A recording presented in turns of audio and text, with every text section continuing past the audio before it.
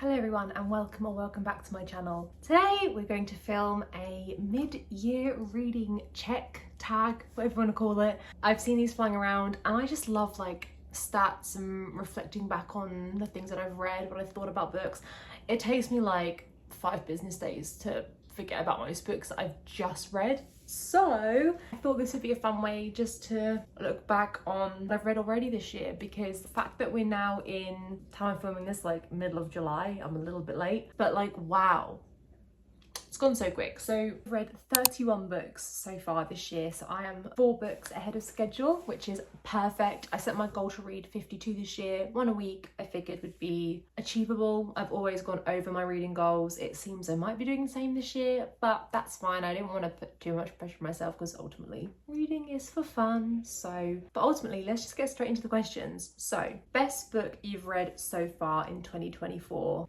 That has to be Happy Place by Emily Henry, and I literally only read this a week or 2 ago, but I loved it. I haven't had many 5-star reads this year so far. I think I've only had maybe 5 or 6. I guess I was 1 a month, to be fair. But this one just sticks out to me way more than any of the books that I rated 5 stars. I mean, the tabs prove it. I spoke about this quite in depth in my Danger wrap up, and also in a reading vlog I featured myself reading this. So if you want any more in-depth descriptions or thoughts on the reading experience, then I would recommend you go and watch those videos. I don't want to ramble on for too long because I know I've spoken about this a lot recently. But yeah, the perfect summer vibes, the perfect characters I just connected to on such a deeper level. I love the found family, it's one of my favorite tropes. I think it was just the perfect book at the perfect time, and I've always liked Emily Henry's books and enjoyed myself, but this has just taken her as an author in my rankings like to a completely different level. So this is definitely the best book that I've read this year so far.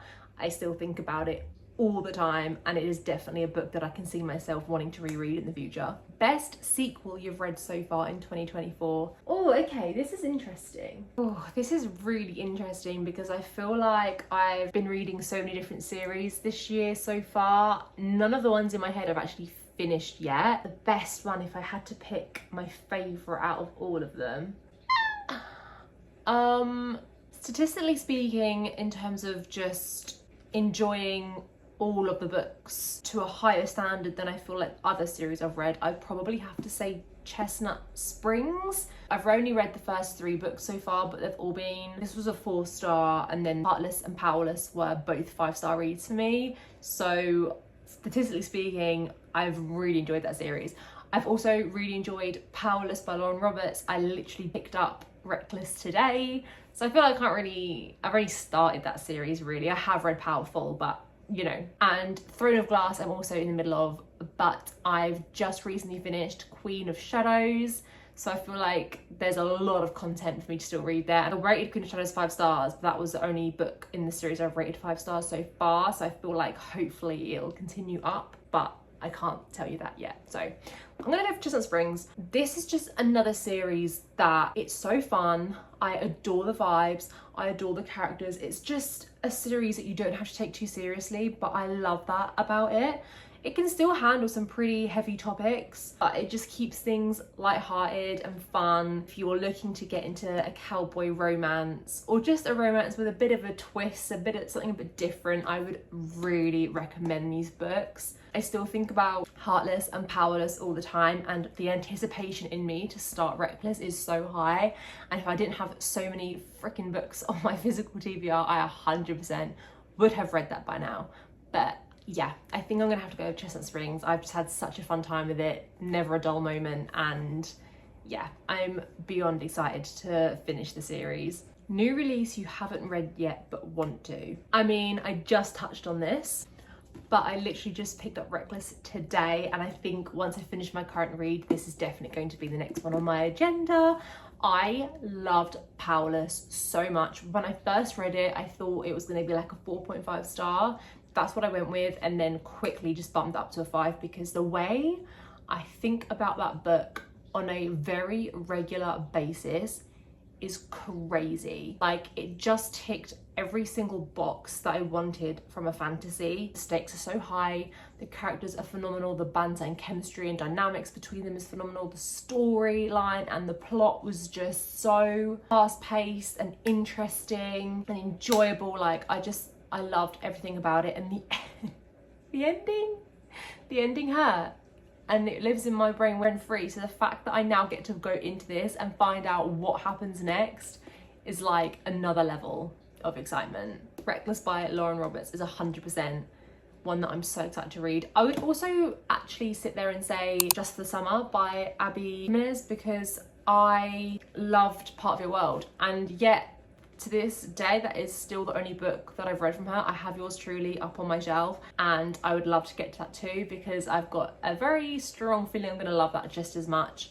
But yeah, I mean, summertime now, I feel like I have to dive into Just the Summer, so I'm really excited to read that too, but that has been out for a little while now. Most anticipated release for the second half of the year. Oh, I mean, I feel like Reckless technically could have been classified because it came out at the very beginning of July, but if we're going forward into the rest of this year, what am I looking forward to? I am looking forward to reading The Grandest Game, because I finished the Inheritance Games series earlier this year and I had the best time with that. It is like the easiest series to read. Great for like a reading slump. If you want to get into like some, I say light-hearted mystery, there are still heavier moments in it, but for the most part it was just really light-hearted, really fun, so easy to follow along. It wasn't one of these like thrillers or mysteries that it's just like you're never ever gonna guess anything. I mean, did I guess anything? No, not really, but then don't take that as an answer for anything. I am not the smartest when it comes to guessing stuff like that. Definitely The Grandest Game. I haven't read The Brothers Hawthorne. I probably will at some point. I'll maybe get it on my Kindle or something, but what else though? Maybe Daydream as well, actually, by Hannah Grace. Again, I've read Icebreaker. Wildfire is like on my immediate TBR. I'll probably get to that in the next few weeks.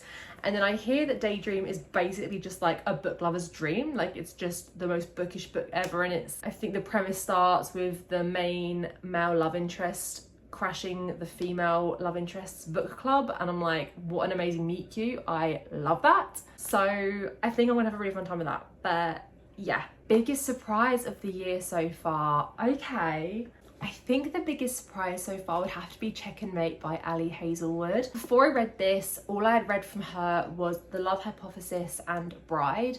The Love Hypothesis I enjoyed, but like I wasn't obsessed with it a lot like people online were. Bride I didn't really enjoy at all, so I was kind of undecided on how I felt about Ali Hazelwood and her writing. This I enjoyed so much. I ended up giving this a 4.5 star. It is her YA romance, and again it kind of just ticked every box. There was nothing bad to say about this, it just didn't give me that 5-star feeling, which is why it wasn't a 5-star.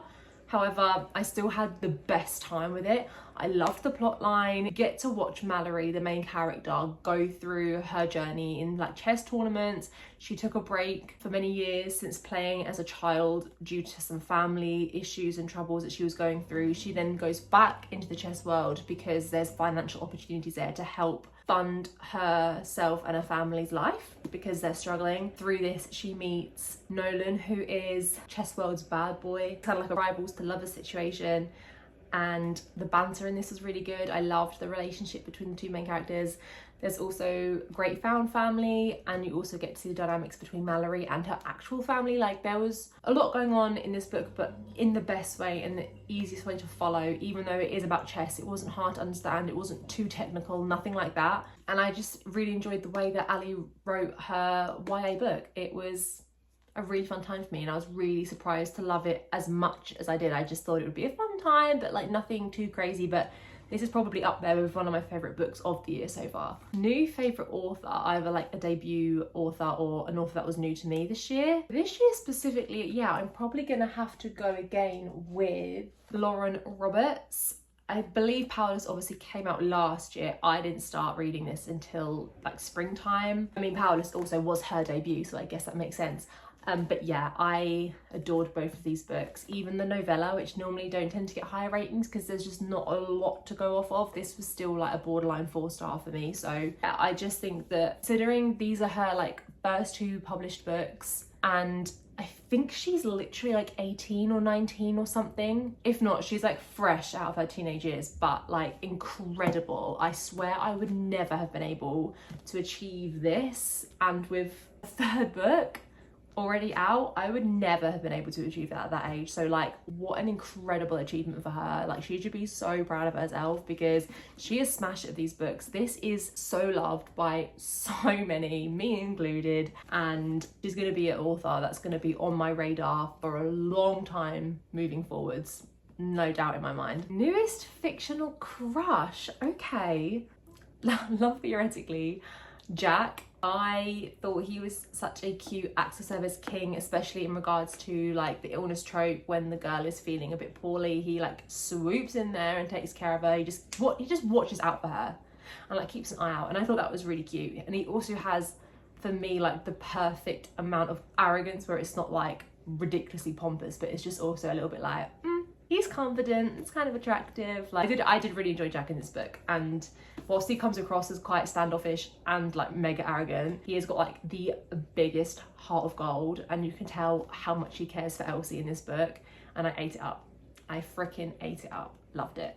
A book that made you cry. Okay, this is an easy one. I don't tend to cry too easily at books. I have to be either really connected to it, or like it has literally got to be one of the saddest things I have ever read in my life. But one book that 100% made me sob my eyes out is The Invisible Life of Addie LaRue. The ending of this book crushed my soul. It was like you almost knew at a certain point in this book that this is probably what was going to happen, but nothing prepared me for it. Like literally nothing. And I would love to reread this book. I had a great time with it, but I'm actually scared to, because I all know what's coming the whole way through, and it was just so sad, but like in the best way. This book is so enchanting, so whimsical. It's like long, but it takes you on such an incredible journey. The relationship that you follow in this book is just, it's so special. And I just loved following two different timelines, because this book takes place literally, I think, from like the 1700s onwards, and then also in present day. I feel so many emotions reading this book, and yeah, definitely one that made me sob my heart out when I read it. A book that made me happy. Oh, okay. I mean, there are many books that have made me happy this year. I think I'm gonna go with Icebreaker by Hannah Grace, and I was really shocked to enjoy this as much as I did. This was another 5-star read for me, and if you honestly asked me why I gave this a 5-star, like in the grand scheme of things, are there better written books out there? Yes. Are there books with like better plot or substance? Absolutely. But I ate it up.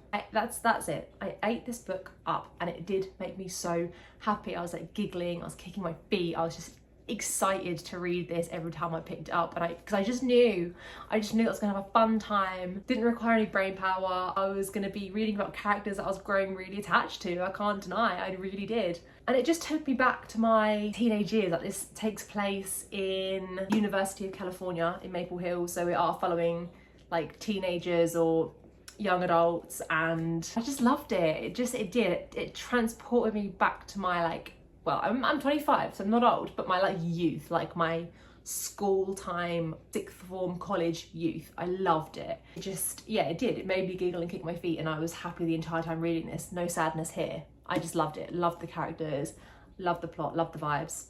10 out of 10, enjoyed. I'm taking all the questions in this video from Rachel Catherine's mid-year book tag, so thank you to bestie Rachel for paving the way forwards for the rest of us. And now also in Rachel's video, she took a bunch of questions from bestie Katie. Any books that I want to reread this year? At the moment, my TBR is so ridiculous that I really shouldn't. Technically, because I do want to get to it, Caraval will be a reread. I read this like 2 years ago. Did enjoy it. I think I gave it like a 4 stars back then. Never continued the series, don't know why. Then Once Upon a Broken Heart came out, and while I knew you didn't have to read the Caraval trilogy to read that, I want to. So it's like, it feels like I'm playing like a video game, and in order to unlock that trilogy, I need to read this one first. So I probably will end up technically rereading this year. I've kind of forgotten a lot about it. I do remember the kind of atmosphere and vibes, but the actual proper plot, I'm not 1000% sure of. So technically I will be rereading this. I would also love to reread the ACOTAR series. I read it at the very beginning of last year, and it is just on my brain non-stop. It is popular for a reason, genuinely, and I would love to, for a start, buy the series, because I actually read the entire series through my library. I would love to buy and have the series and to then annotate it fully, because it will just always have my heart. Akamath is my favourite book of literally all time. Just nothing has made me feel the way that book made me feel. Like nothing since reading that book has just achieved those emotions from me. So definitely ACOTAR if I get the time, but so many books on this shelf have not been read by me yet, so who knows.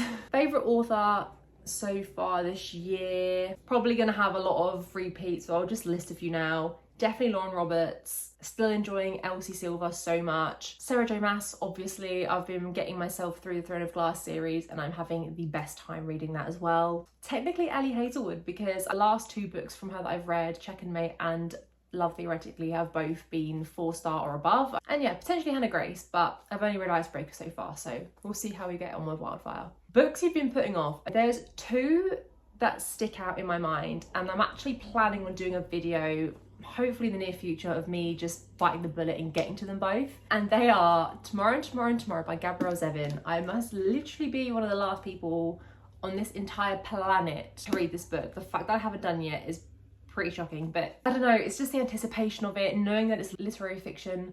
Most of the time I love literary fiction because it's just nice to read something with a bit more depth and dynamic to it, that's not just following the same kind of plot line that romances usually tend to follow, which, don't get me wrong, that's part and parcel why I love them, because you just kind of know you're going to get out of it. But I think I am going to love this because, as well, I've always been a video game girly. I know that's not the main focus of this book, but I know it does still take up some of the time, and yeah, there is no reason why I wouldn't enjoy this, but I just have been putting it off for so long. So, but I am gonna bite the bullet, I swear. And another one to add to that list is Ariadne by Jennifer Saint. I love the idea of Greek mythology, and the only reason I've never really got into it is because I fear, depending on the format that I go for, that it's just going to be too hard for me to follow. So I've kind of always avoided Greek mythology. The whole point of these books, like by Jennifer Saint and is it Madeline Miller that did like Circe and stuff, the whole point is to make that more digestible and easier to follow by putting it in these book forms. But I'm still just terrified to do it in case I find it maybe boring or I just don't understand, I can't follow it. So I just keep putting them off, but I need to just go for it because I'm never gonna know unless I try. And this has been sat on my shelves for like well over a year. So I am gonna get to it, and hopefully it'll be sooner rather than later, because I feel like Greek mythology would be really fun to read in the summer.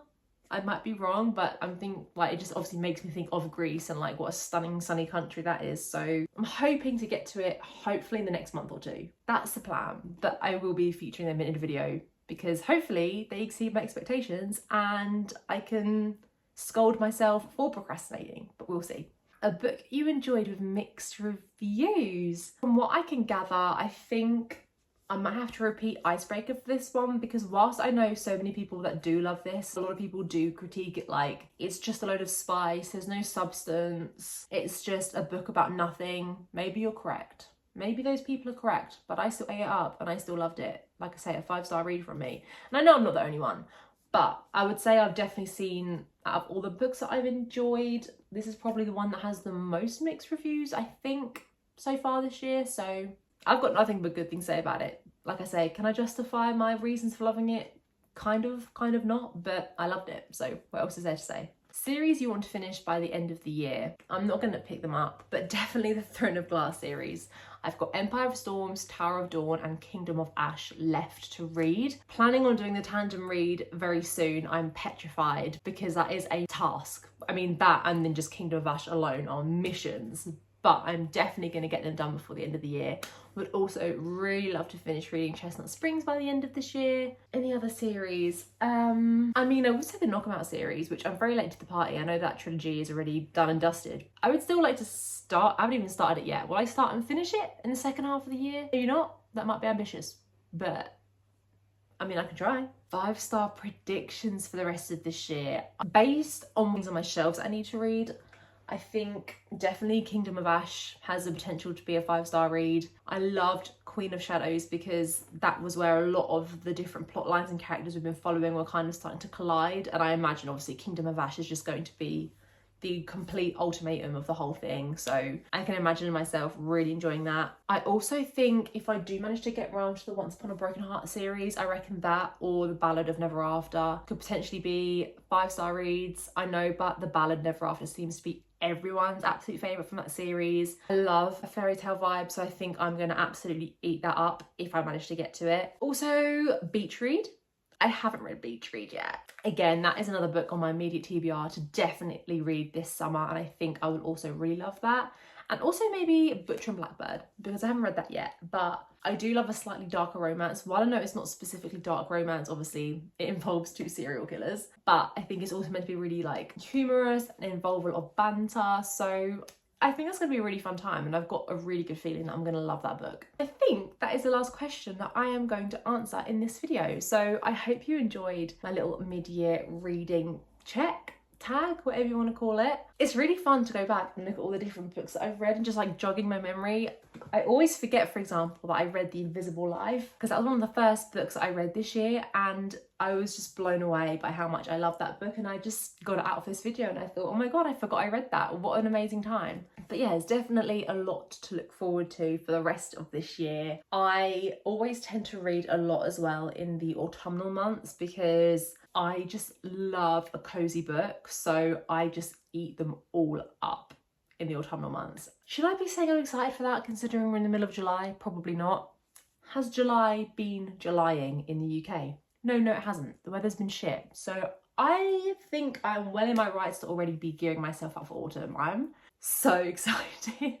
But anyway, please like, comment and subscribe if you enjoyed this video, and I will catch up with you next week with a brand new one. Take care, my friends. Bye.